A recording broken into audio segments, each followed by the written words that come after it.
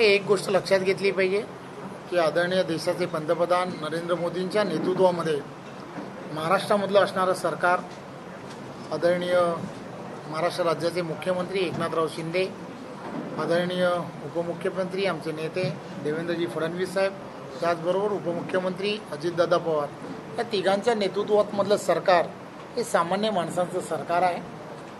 जनतेच्या हिताच्या दृष्टिकोनातून सातत्याने काम करताना अनेक निर्णय घेत असताना दिसत आहे. प्रत्येक डिपार्टमेंटमध्ये त्याच तऱ्हेने काम होत आहे, हे याची आपणा सर्वांना कल्पना आहे.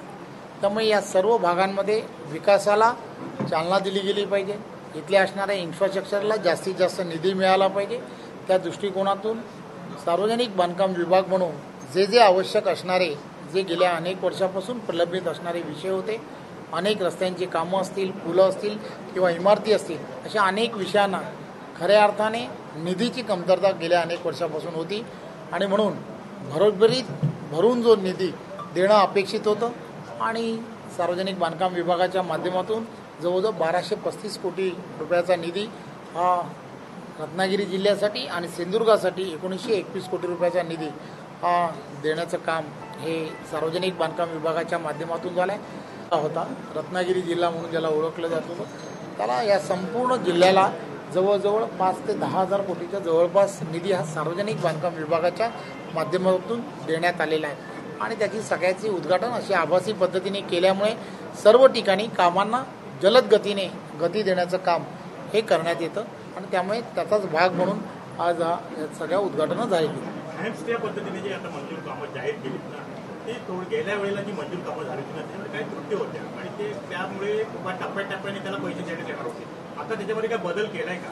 आता ही सर्वच्या सर्व हॅमची जी कामं आहेत, हॅम ज्याला म्हणतो त्याला सुधारित हॅम असं नाव देऊन ही सर्वच्या सर्व कामं सार्वजनिक बांधकाम विभागाचं एक महामंडळ आम्ही जे तयार केलेलं आहे त्या माध्यमातून केली जाणार आहेत आणि ही सर्वच्या सर्व कामं जी आहेत ती EPC पद्धतीने केली जाणार आहेत. कॉन्ट्रॅक्टर म्हणून जो आहे तो कॉन्ट्रॅक्टर हे महामंडळ असणार आहे. त्यामुळे या कामांना एक चांगल्या पद्धतीने गती मिळण्याचं काम होईल. 2 वर्षाच्याच कालावधीमध्ये ही सर्वच्या सर्व कामं पूर्ण होतील आणि या कामांची असणारी कॉस्टसुद्धा ही फार कमी होणार आहे. त्यामुळे या सगळ्या गोष्टी आणि ही सर्व कामं जी आहेत हॅमची असणारी सर्वच्या सर्व कामं ही कॉन्क्रिटीकरणामधून होणार आहे.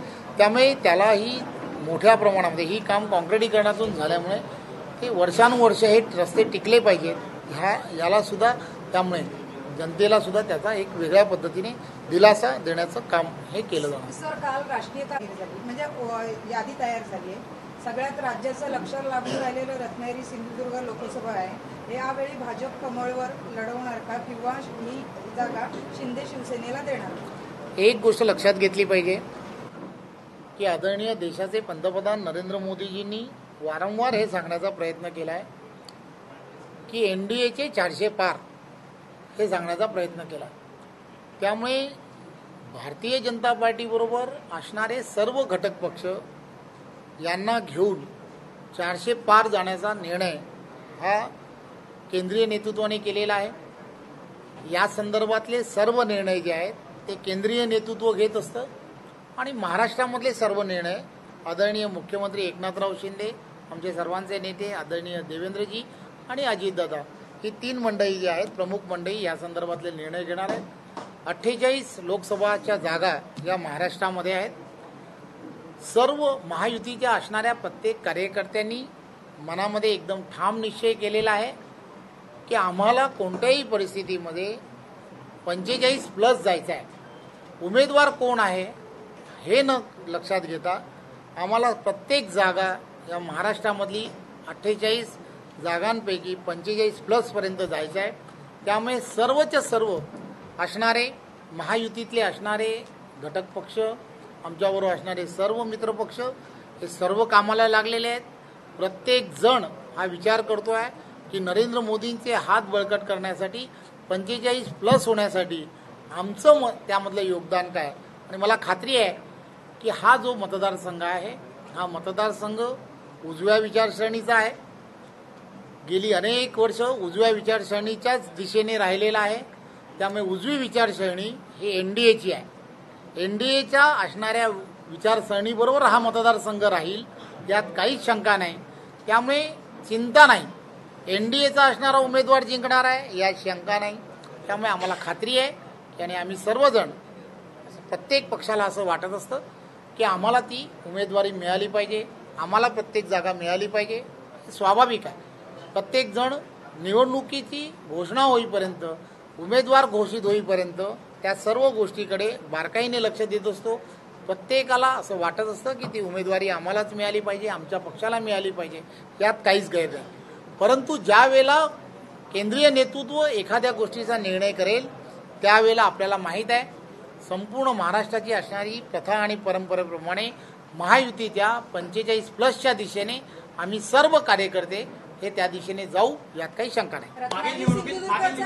या संदर्भातले सर्व निर्णय जे आहेत ते वरिष्ठ नेते घेत असतात आणि हे वरिष्ठ नेते या संदर्भातला योग्य निर्णय एकत्र बसून त्या संदर्भातला योग्य निर्णय घेतील आणि जो निर्णय ते घेतील त्या निर्णयाच्या दिशेने सर्व महायुतीचे कार्यकर्ते हे त्या दिशेने जातील. म्हणण्यानुसार उजवी विचारसरणी गेल्या मागील निवडणुकीत शिवसेना आपल्यासोबत होती, याही वेळी शिवसेना आपल्यासोबत आहे. म्हणजे उजवी विचारसरणी म्हणजे एकनाथ शिंदेची शिवसेना म्हणतात. एक गोष्ट लक्षात घेतली पाहिजे, तुम्हाला कदाचित विसर पडला असेल, ज्या वेळेला गेल्या वेळेला शिवसेनेबरोबर भारतीय जनता पार्टी ही सुद्धा होती, ज्या वेळेला शिवसेनेबरोबर त्यावेळेला उमेदवारी ज्यावेळेला घोषित झाली त्यावेळेला सुद्धा मीच इथे होतो आणि मीच इथून घोषणा केली होती Shiv Sena, Bharatiya Janata Party, Republican Party of India यांच्या सर्वांच्या एकत्र विद्यमातून आपल्याला कोणत्याही परिस्थितीमध्ये उजव्या विचारश्रेणीचा असणारा कॅन्डिडेट आम्हाला जिंकून आणायचा आहे. आज पूर्णच्या पूर्ण आपल्याला लक्षात असलं पाहिजे, हिंदुत्व आणि हिंदुत्वाची विचारसरणी जी आहे तिला उजवी विचारश्रेणी समजलं जातं आणि उजवी विचारश्रेणी ही विचाराने नाही विकासाने सुद्धा जोडली गेलेली आहे. विकासाने जोडली गेलेली उजवी विचारश्रेणी ही NDA आहे याची आपण सर्वांना कल्पना असली पाहिजे. आपल्याला सर्वांना माहीत आहे की या सगळ्या प्रकारामध्ये NDA याचा अर्थ NDA मध्ये भारतीय जनता पार्टी आहे, शिंदे गट आहे, रिपब्लिकन पार्टी ऑफ इंडिया आहे आणि असे असंख्य आम्हाला मदत करणारे सर्वच्या सर्व अजितदादाचा असणारा राष्ट्रवादी आहे, हे सर्वच्या सर्व NDAचे असणारे घटक आहेत. त्यामुळे NDAचा असणारा उमेदवार जो कोणी असणार आहे तो उमेदवार उजव्या विचारश्रेणीचा असल्यामुळे तो 100% जिंकेल, यात काही शंका नाही. एक गोष्ट लक्षात घेतली पाहिजे, आदरणीय पंतप्रधान काय म्हणतात की आम्हाला कोणत्याही परिस्थितीमध्ये NDAचे 400 पार करायला हवेत. आता NDAचे 400 पार करणं याचा अर्थ काय, आम्हाला सर्वांना एकत्रपणे उजव्या विचाराला जिंकून आणणं हे अत्यंत महत्वाचं आहे आणि आम्हाला खात्री आहे या गोष्टी लक्षात घेतल्या पाहिजेत. मी पुन्हा तेच सांगण्याचा प्रयत्न करतोय की भारतीय जनता पार्टीच्या प्रत्येक कार्यकर्त्याला, प्रत्येक पदाधिकाऱ्याला हे वाटणं स्वाभाविक आहे की आमचाच खासदार व्हायला पाहिजे. इतरही पक्षाच्या सगळ्यांना वाटलं पाहिजे की तो आमचाच खासदार व्हायला पाहिजे, यात काय गैर नाही. परंतु एकदा कधीतरी वरिष्ठ नेत्यांनी ठरवलं की कोणती जागा कोणी लढावी, कोणती जागा कोणी लढावी, तर त्यामध्ये निर्णय होत असतो. मी एक उदाहरण म्हणून सांगण्याचा प्रयत्न करतो. 6 महिन्या अगोदर 2019ला पालघरमध्ये पोटनिवडणूक झाली होती. या पालघरच्या पोटनिवडणुकीमध्ये शिवसेना, भारतीय जनता पार्टीची त्यावेळची असणारी आम्ही दोघंही पक्ष विरोधात लढलो. भारतीय जनता पार्टी त्या ठिकाणी प्रचंड बहुमताने जिंकली. त्या ठिकाणी गावित म्हणून भारतीय जनता पार्टीचे खासदार जिंकून आले. पण वरिष्ठ नेतृत्वाने असं ठरवलं की शिवसेना, भारतीय जनता पार्टी यानंतरच्या काळात युती झाली पाहिजे. तर आम्ही त्यावेळच्या काळामध्ये आपल्याला माहीत असेल की तो तिथली असणारी जागा जी आहे ती कॅन्डिडेट सकट ही शिवसेनेला दिली आणि आम्ही सर्वांनी जोमाने त्यावेळेला प्रचार केला आणि तीही सीट जिंकून आणली.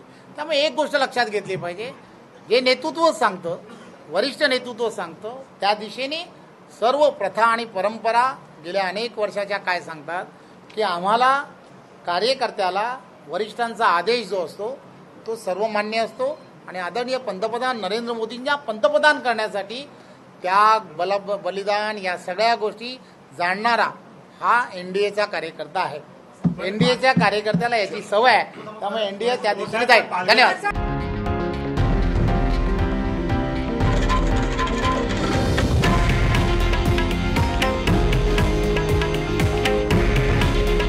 हे आहे देशातील नंबर 1 न्यूज नेटवर्क आणि आपण पाहत आहात TV9 मराठी. काळजी तुमची, हित महाराष्ट्राचं.